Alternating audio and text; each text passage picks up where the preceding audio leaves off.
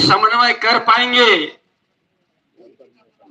कि कल के दिन का समाज हमारे कंधों पर उनका प्रभार आएगा तो हम उसको क्या दिशा देंगे, ऐसा हमको नहीं दिखाई पड़ता है।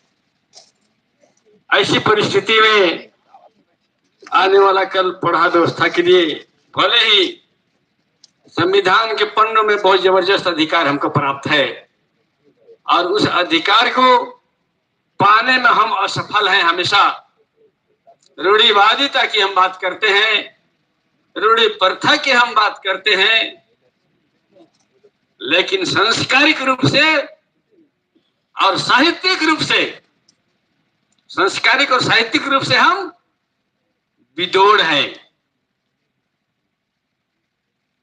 अब यहाँ पर बड़ा व्यवस्था के महत्वकारी अधिकार और नियमावली बनाने की जहां तक बात है तो नियमावली हमें उसी लाइन में बनाना होगा जिस लाइन में समाज और व्यक्ति दोनों का समन्वय हो।